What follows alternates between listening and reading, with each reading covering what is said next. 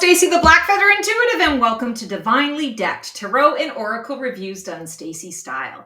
And today I'm excited to be doing another blind deck date where we explore different card combos from my own personal collection, throw these decks together and see if there's any chemistry, any kind of spark. So without further ado, let's get to it. We get to meet our new couple today. All right, so this is the Shimute. This is the ancient Japanese oracle deck that I'm really excited about. And then we also have Stacy DeMarco's Queen of the Moon Oracle, Guidance Through Lunar and Seasonal Energies. And I'm really excited to put these two decks together. I'm pretty sure I have featured this deck in another video, but thought it would be kind of fun to throw these two together simply because this deck definitely has a lot of like rounded sun and moon energy in it, and this is all about the moon. So I thought, okay, let's see how a vintage deck goes with something a little more modern. So on first glance, when we're taking a look at, if there's any synergy or traction, at the first impressions kind of thing, they're very different. So here we have a black background with a lot of white petals, flowers, flowery energy, depending on how you look at it. You can be seeing the negative space that's in between, or you can be looking at the flower as a four-pointed, flower in itself. There's a little bit of galactic energy, star background energy. Here we have it's also matte in its finish. And here we have a traditional oracle size with shinier cardstock. It's in a navy blue, and the color that they're working with here is a gold. No flowers per se here. We have some sacred geometry imagery, and we have the cycles and phases of the moon in a rounded energy. So on first blush, not a whole lot that I want to say connects the two of them. But let's just see what makes them kind of flow in conversation. What do they possibly have in common when we look at their imagery? Oh, interesting. The Empress and the Path. So the first thing I'm drawn to here is we have the rounded shapes. And if you look at the way that everything is laid out, all of these shapes are, in alignment with one another. They're in a similar line. So feeling a lot of synergy right off the bat here. Here we have the Empress, and then we have the Path. And I love here that this deck you're going to see a lot of the white and black with one particular color that is being featured. And here what we're seeing is there is a focal point to the sky, but we're seeing the night sky rather than seeing sort of sky during the day. There's a lot of activity in this card. We've got stars all over the place. We've got the moon. We've got a new portal. We've got a ladder going up that this person is considering taking. Her hands are behind her. She's just observing right now. And we've got some mountainy, figures in the background. It's the same thing here. We've got trees in the background, kind of a darker energy at the bottom of the card. We have a single, this feels to me like the ladder, that's going up. Instead of the ladder taking her to the portal, or the round figure, it's actually taking her up a little bit further, where the round figure is the vehicle through which she's getting to go and experience the thing, whatever the thing is. So there's a lot of synergy here. We have a figure here, and we've got a figure that becomes. So this figure starts at the bottom. This figure kind of goes to the top. So definitely feeling that there is some synergy so far in what we're looking at. Oh, okay. So 34 and 7, both 7 energies. I think that's really interesting. The Chariot and Hot Moon extremes. So notice the colors that are similar. This is black and white. This is darker imagery with a little bit of the white. And the accent color is the oranges. So passion, fire, movement, momentum, action-oriented stuff that's happening. Sacral chakra energy, sexuality, sensuality, creative expression, and flow. Definitely feeling a lot of harmony and synergy here, even though this imagery is a different style, clearly to the tarot imagery, I still feel that there's a lot of harmony in these two. Even this figure that we're seeing, sort of in the window, or just on the outside, on the other side of the window, has elements of the drawing that is being shown here. So I definitely am liking that. Page of Swords. So this is completely black and white, and we're seeing a figure kind of on the side looking up at a tree, a simple tree. And here we're seeing that we have this beautiful flower that's growing tall. So two stalks. They're back to back. So they're expanding out in opposite directions, but they are back to back. So I'm definitely feeling some synergy there. This card also, it's brilliant the way that it came through. It's so creative. It's actually a face. We have the woman's eye, we have her nose, and we have her lips here, which I think is just incredible.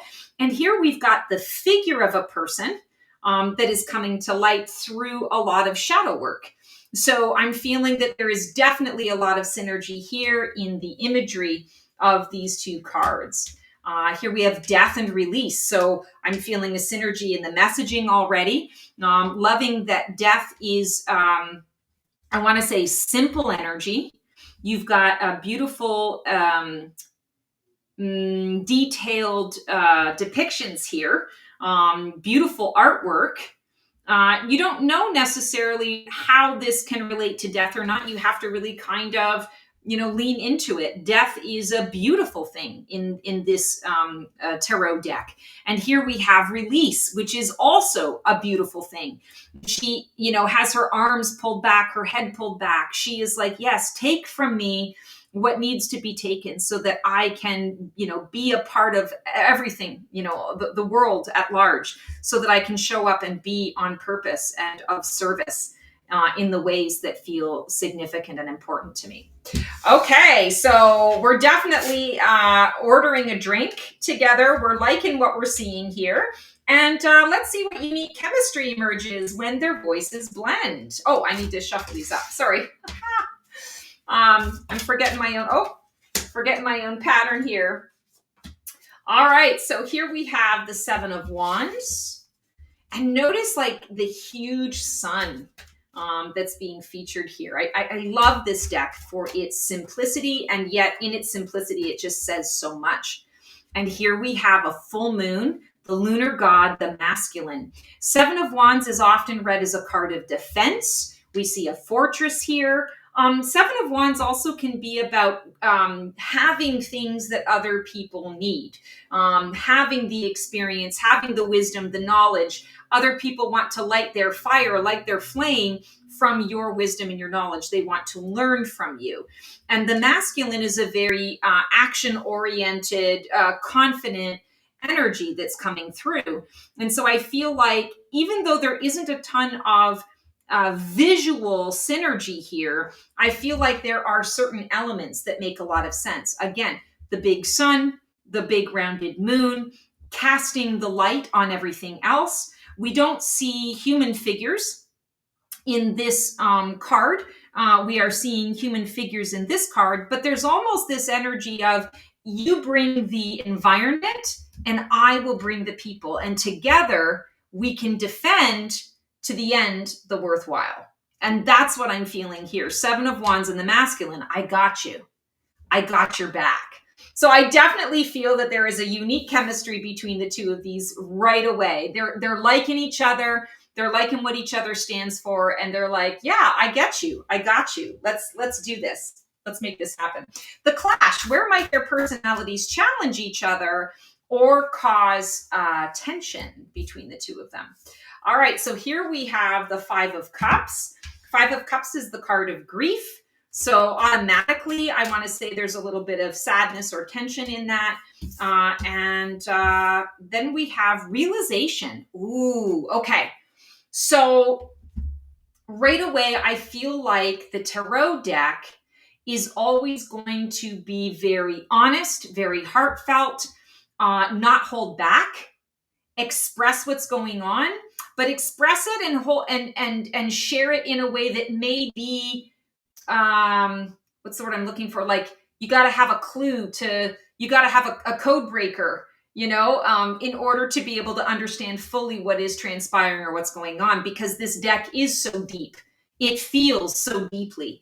And this card deck, I feel, kind of takes the approach of like they realize too late. They see too late the layers. They're thinking things are light and fun and fancy free, and they're talking about, moving on and going into this place and how amazing and wonderful it's going to be, and they're not acknowledging the fact that this person might still be in the throes of grief, needing to be able to mourn and say goodbye to something. So when we're talking about guidance in that regard, I feel like this deck is really going to represent the deeper layers of you. Maybe, yes, the subconscious, but also just how you truly, honestly feel about things. And this deck is going to kind of be a little Pollyanna about it at first. And so you might be like a little offended, like, no, I'm really feeling this thing. Don't always, try to tell me that everything is sunshine and daisies, wine and roses. Don't sell me swampland down in Florida. I need to feel this first. Like, this is genuine. And this deck is going to say, oh, yeah, I'm so sorry. Okay, I'll sit with you in the dark. I'll sit with you here. Just know that this is available to you, but I understand we don't want to talk about it right now. It was too soon. I didn't read the room. So definitely feeling some of that energy coming up. All right, this is the hidden layers. What unexpected truth does one deck bring out in the other? Ooh, the Star. Loving this. Brings out the healing that this card, that the Moon Oracle wants to be about. Queen of the Moon Oracle. Interesting. So the Star is the vision, the healing, the awareness of the potential of what can be, looking forward, looking ahead, looking into the future. And this deck is saying, okay, I love your visions. I absolutely love your visions. Let me speak on your behalf. Let me help you to communicate those visions. I want to help you to co-create and to manifest those visions. Let me sing your song. Let me play your song. Let all of my wisdom and knowledge, all of my blooming, all of my wisdom and guidance support where it is that you want to be.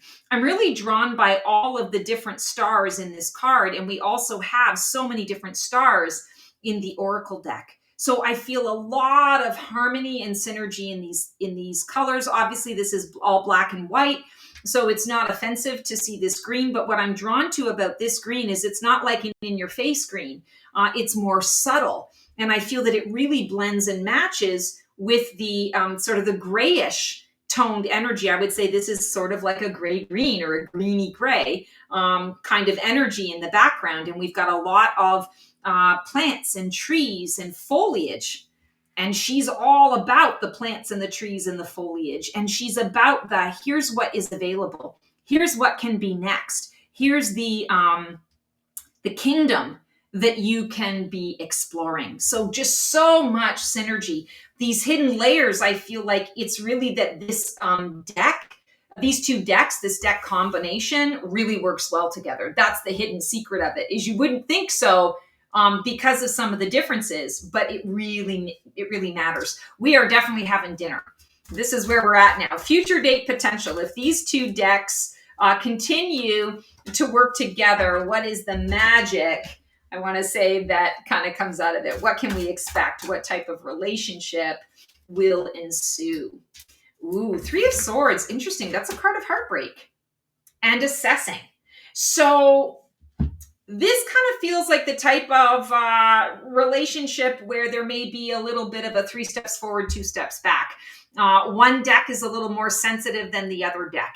And I feel very much that it is the tarot deck that tends to be a little more sensitive. It's going to represent for you the type of guidance where when you're feeling into something, you're really wanting an answer. You don't want a smart ass answer. You don't want to have to figure it all out.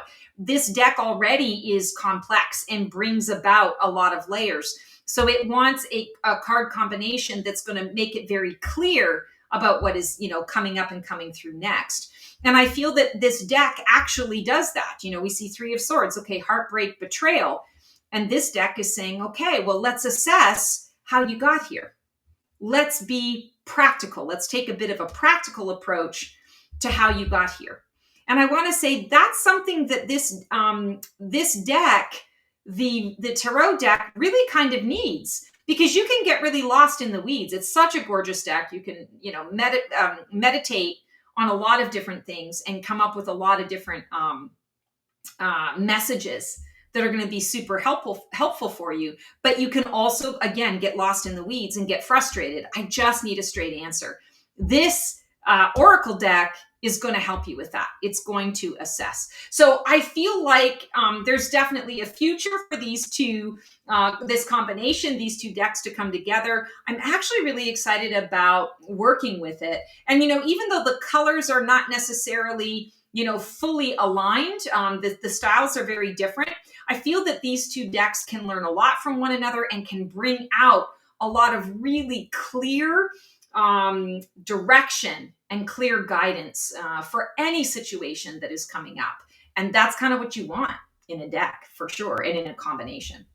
All right, guys, so that is our blind deck date for this segment of Divinely Decked Tarot and Oracle Reviews done Stacey style. As always, I enjoy so much being able to share my obsession with Tarot and Oracle with you guys. Like, subscribe, click the bell, put a comment below. Let's get the conversation going. Let me know how you thought about this. Feel free to click the join button on my YouTube channel as well. I'm finally now able to be able to do memberships and to be able to keep the conversation going and go a little bit deeper into all things metaphysical with you. So if you'd like to join that or connect with me in any other way, I'm here for it. Sign me up, click on the link below, and let's get something going. All right, guys, until I see you for another episode of Black Feather Couture, Divining a VIP Life, sending you lots of love and support. We'll see you on the flip side, and transform well. That's our show for today. I hope you enjoyed it. It was great to connect with you guys. Please like, subscribe, and comment for more content like this. And feel free to follow me on Blue Sky for even more content every single day. Can't wait to see you guys next week for another installment of Black Feather Couture, Divining the VIP Life.